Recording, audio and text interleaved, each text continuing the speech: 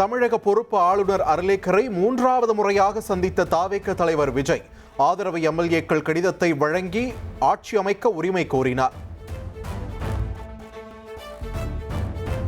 தாவேக ஆட்சி அமைக்க இந்திய கம்யூனிஸ்ட் கட்சி ஆதரவு. மார்க்சிஸ்ட் கம்யூனிஸ்ட் கட்சியும் தாவேக ஆட்சி அமைக்க ஆதரவு தெரிவித்துள்ளது. மதவாத சக்திகளுக்கு எதிரான தங்கள் போராட்டம் திமுகவுடன் தொடரும் என்று கம்யூனிஸ்ட் கட்சிகள் அறிவித்துள்ளன. தாவேகாவுக்கு தருவது ஆதரவு மட்டுமே, கூட்டணி அல்ல என்றும் அவர்கள் கூறியுள்ளனர்.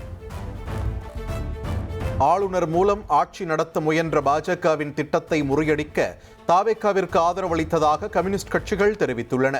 இரு கம்யூனிஸ்டுகளும் அமைச்சரவையில் இடம்பெற மாட்டோம் என்றும் அவர்கள் கூறியுள்ளனர். தாவேக ஆட்சி அமைக்க ஆதரவு தெரிவித்த கம்யூனிஸ்ட் கட்சி தலைவர்களை நேரில் சந்தித்து நன்றி தெரிவித்தார் விஜய். கம்யூனிஸ்ட் அலுவலகத்திற்கே சென்று நன்றி கூறினார்.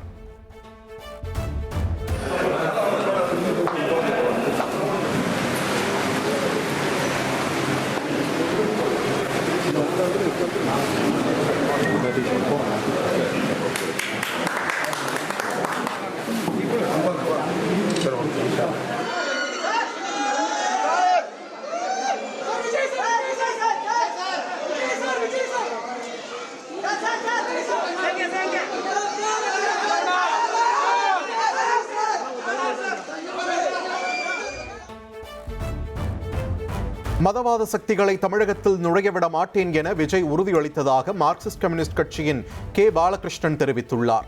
நல்ல ஆட்சியை கொடுப்பேன், குறை இருந்தால் சரி செய்வேன் என்று விஜய் தெரிவித்ததாகவும் கே பாலகிருஷ்ணன் கூறியுள்ளார். மக்கள் விரும்புகிற ஒரு நல்ல ஆட்சியை நான் கொடுப்பேன். உங்களுடைய ஆலோசனைகள், ஒத்துழைப்புகள் எல்லாமே எனக்கு தேவை. எந்த நேரத்தில் இந்த ஆட்சியின் மீது குறைகள் இருந்தாலும் அதை நீங்கள் சுட்டி காட்டுகிற போது அதை உடனடியாக பரிசீலித்து சரி செய்வதற்கான நடவடிக்கை மேற்கொள்வேன். மக்களுக்கு விரோதமாக மக்களை பாதிக்கக்கூடிய எந்த செயல்களிலும் இந்த அரசு ஈடுபடாதுங்கிறத நான் ரொம்ப உறுதியாக தெரிவிச்சுக்க விரும்புகிறேன். அதோட எந்த சூழ்நிலையிலேயும் மதவாத சக்திகளை தமிழ்நாட்டில் நான் அனுமதிக்க மாட்டேன். அந்த விஷயத்தில் நான் உறுதியாக உங்களோடு இருப்பேன் அப்படின்னு சொன்னார். தாவேகாவுக்கு ஆதரவு இல்லை என ஐயுஎம்எல் அறிவித்துள்ளது. தாவேக தரப்பில் ஆதரவளித்ததாக கூறப்பட்ட நிலையில் ஐயுஎம்எல் மறுப்பு தெரிவித்துள்ளது. கம்யூனிஸ்ட் கட்சிகளுடன் சேர்த்து விஜய்க்கு இதுவரை 116 எம்எல்ஏக்களின் ஆதரவு கிடைத்துள்ளது.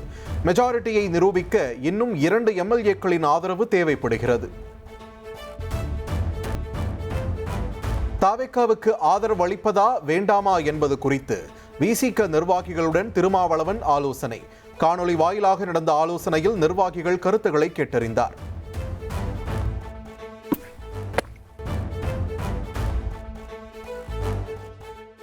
விசிகவின் நிலைப்பாடு குறித்த அறிவிப்பு இன்று வெளியாகிறது. விசிக உயர்நிலைக்குழு கூட்டத்தில் எடுக்கப்பட்ட முடிவுகளை இன்று அறிவிக்கிறார் திருமாவளவன். திமுக தலைவர் ஸ்டாலினுடன் விடுதலை சிறுத்தைகள் கட்சி தலைவர் தொல் திருமாவளவன் சந்திப்பு. தாவேகாவுக்கு ஆதரவளிப்பார் என எதிர்பார்க்கப்பட்ட நிலையில் ஸ்டாலினை சந்தித்து ஆலோசனை. ஆட்சியிலும் பங்கு, அதிகாரத்திலும் பங்கு என்று விசிக எம்எல்ஏ வன்னியரசு சமூக வலைதள பக்கத்தில் பதிவு. இது திருமா காலம், இனி உயர்வோம் மேலும் மேலும் என்றும் அவர் குறிப்பிட்டுள்ளார். புதிய ஆட்சி அமைய ஆளுநர் உடனடியாக நடவடிக்கை எடுக்க வேண்டும் என்று திமுக தலைவர் மு.க. ஸ்டாலின் வலியுறுத்தியுள்ளார். மாநிலத்தின் நலனை முன்னெடுத்துச் செல்ல புதிய அரசு அமைய வேண்டும் என்றும் அவர் கூறியுள்ளார். இபிஎஸ்ஐ முதல்வராக்க திமுக ஆதரவு கேட்டதாக மார்க்சிஸ்ட் கம்யூனிஸ்ட் தேசிய பொதுச் செயலாளர் எம்.ஏ. பேபி தெரிவித்துள்ளார். என்டிஏ கூட்டணியில் அங்கம் வகிக்கும் அதிமுகவை ஆதரிக்கும் முடிவை எடுக்க முடியாது என்று மறுத்துவிட்டதாகவும் கூறியுள்ளார்.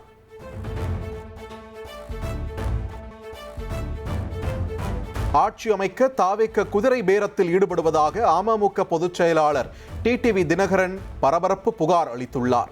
எடப்பாடி பழனிசாமியை ஆட்சி அமைக்க அழைப்பு விடுக்குமாறும் ஆளுநரிடம் அவர் கடிதம் வழங்கியுள்ளார். மன்னார்குடி எம்எல்ஏவுடன் மீண்டும் ஆளுநரை சந்தித்தார் அமமுக பொதுச் செயலாளர் டிடிவி தினகரன். ஆளுநரிடம் தாவேகாவினர் போர்ஜரி கடிதம் வழங்கியுள்ளதாகவும் அவர் குற்றம் சாட்டினார்.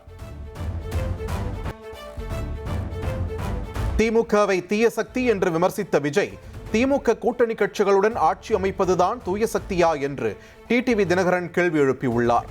ஆட்சி அமைப்பதற்கு முன்னரே குதிரை பேரத்தில் ஈடுபடும் விஜய் எப்படி நல்லாட்சியை தருவார் என்றும் அவர் விமர்சித்துள்ளார். தாவேக ஆட்சி அமைக்க அழைக்க கோரி உச்சநீதிமன்றத்தில் தாவேக வழக்கறிஞர் எழிலரசி வழக்கு. தனிப்பெரும் கட்சியாக இருந்தும் ஆளுநர் அழைப்பு விடுக்கவில்லை, பெரும்பான்மை பட்டியலை கேட்பது அரசியல் சாசனத்திற்கு எதிரானது என்றும் மனுவில் குற்றச்சாட்டு.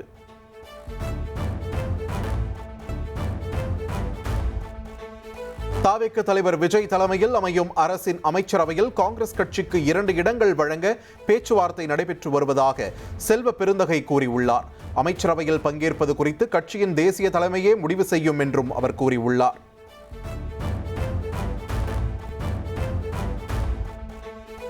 ஆளுநரை சந்திக்க தாவேக தலைவர் விஜயுடன் சென்ற ஜனநாயகன் பட தயாரிப்பாளருடன் சென்றது சமூக வலைதளங்களில் விவாத பொருளாகி உள்ளது.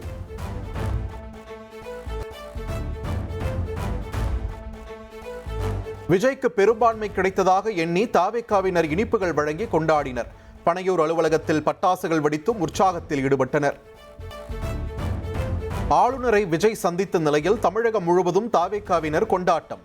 பட்டாசுகள் வெடித்தும் இனிப்புகள் வழங்கியும் உற்சாகம்.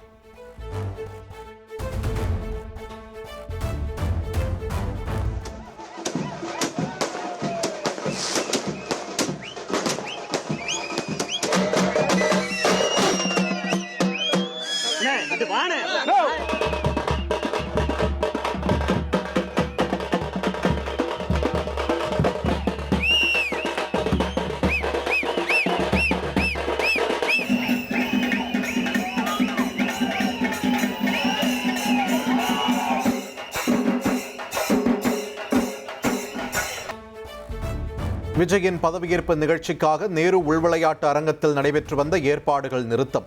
முதல்வராக பதவியேற்பார் என எதிர்பார்க்கப்பட்டு பணிகள் நடைபெற்று வந்த நிலையில் மீண்டும் நிறுத்தம். தாவேக நிர்வாகிகள் யாரும் சென்னை வர வேண்டாம், தொண்டர்களுக்கு குறுஞ்செய்தி அனுப்பிய தாவேக எம்எல்ஏக்கள்.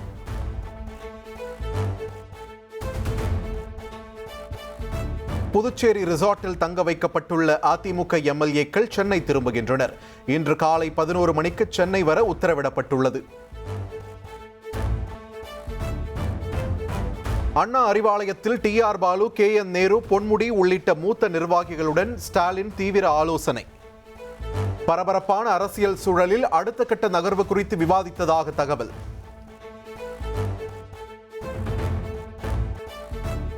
ஆளுநரை கண்டித்து தமிழ்நாடு முழுவதும் காங்கிரசார் போராட்டம். சென்னை உட்பட பல்வேறு மாவட்டங்களில் ஆளுநருக்கு எதிராக கண்டன முழக்கமிட்டனர்.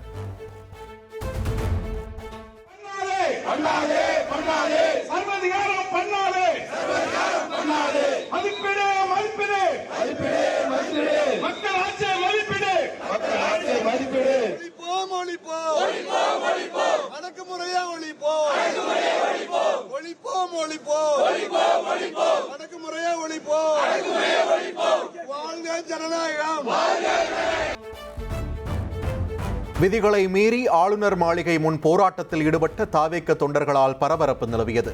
தாவேக தொண்டரை போலீசார் ஆட்டோவில் இழுத்துச் சென்ற காட்சிகள் வெளியாகியுள்ளன.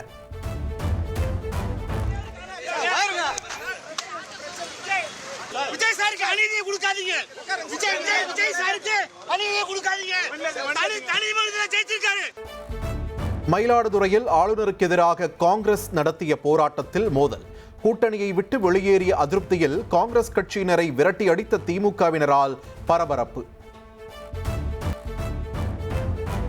பெரும்பான்மையை நிரூபிப்பதில் இழுபறி நீடிக்கும் நிலையில் விஜயன் நீலாங்கரை இல்லம் முன் குவிந்த தாவேக தொண்டர்கள். முன்னெச்சரிக்கை நடவடிக்கையாக தொண்டர்களை அப்புறப்படுத்திய போலீசார்.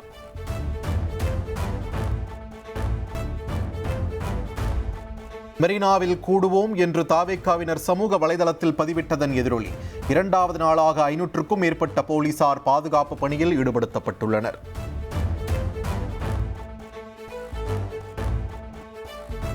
தாவேக தலைவர் விஜய் முதலமைச்சராக வேண்டி கடலூரில் டிவிகே தொண்டர்கள் கோவிலில் சிறப்பு பூஜைகள் செய்தனர்.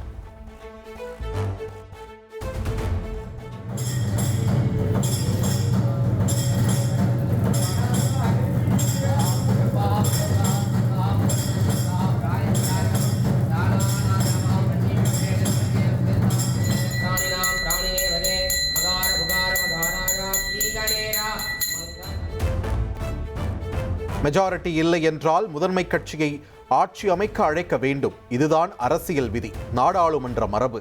ஆளுநரின் கடமையை விளக்கி காங்கிரஸ் மூத்த தலைவர் ப. சிதம்பரம் கருத்து.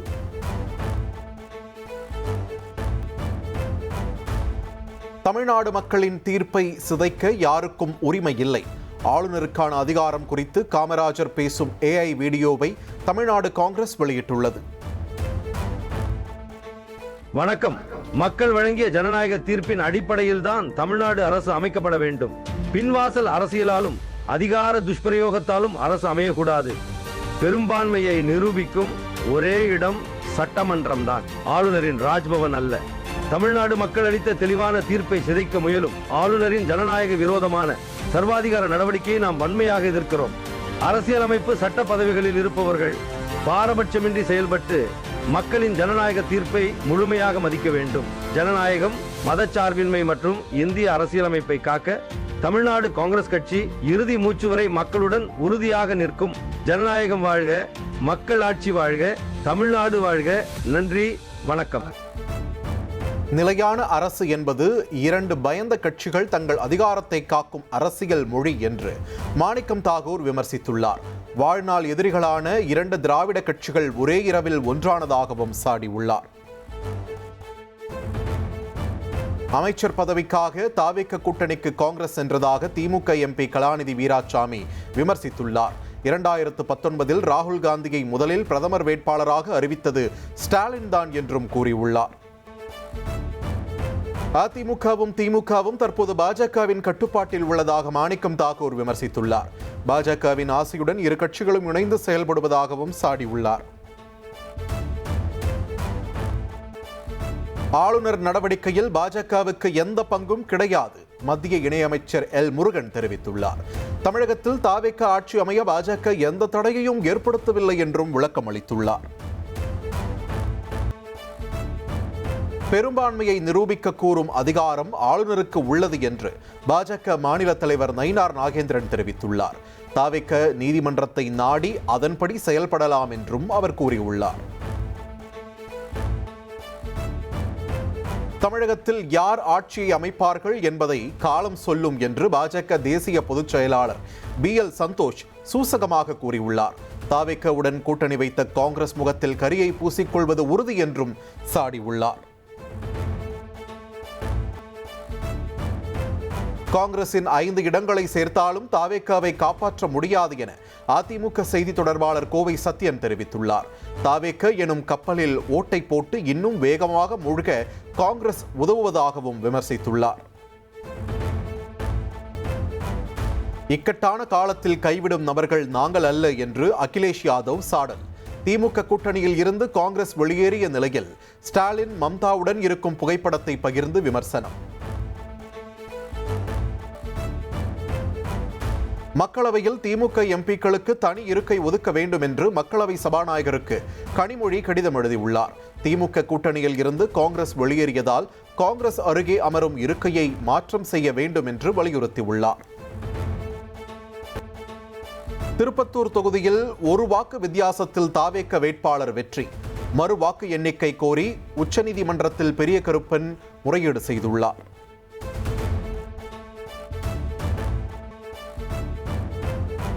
புதுச்சேரி துணைநிலை ஆளுநரை சந்தித்து ஆட்சி அமைக்க உரிமை கோரினார் ரங்கசாமி. வரும் 13ஆம் தேதி பதவியேற்க உள்ளதாக ரங்கசாமி தெரிவித்துள்ளார்.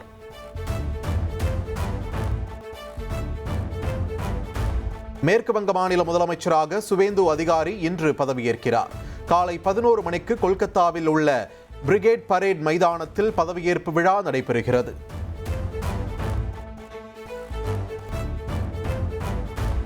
தமிழகத்தில் 12ஆம் வகுப்பு பொதுத் தேர்வுக்கான முடிவுகள் வெளியாகியுள்ளன. 8 லட்சத்திற்கும் அதிகமான மாணவர்கள் தேர்வு எழுதியிருந்த நிலையில் அதிகாரப்பூர்வ இணையதளத்தில் முடிவுகளை அறியலாம் என்று தெரிவிக்கப்பட்டுள்ளது.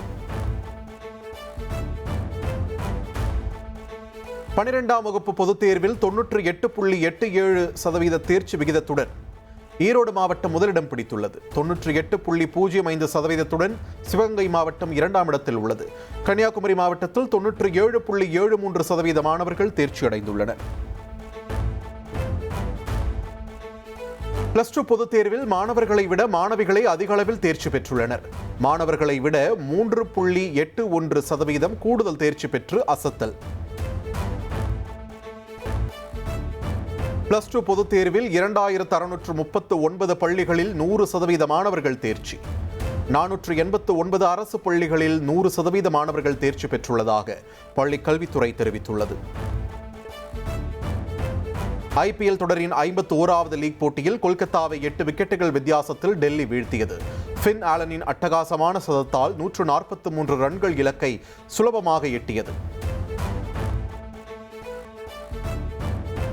IPL தொடரின் இன்றைய போட்டியில் ராஜஸ்தான் மற்றும் குஜராத் அணிகள் ஜெய்ப்பூரில் இரவு 7:30 மணிக்கு பலப்பரீட்சை நடத்துகின்றனர். பிளே ஆஃப் வாய்ப்பை பிரகாசப்படுத்த இரு அணிகளுக்கும் வெற்றி தேவைப்படுவதால் ஆட்டத்தில் அனல் பறக்கும் என்று எதிர்பார்க்கப்படுகிறது.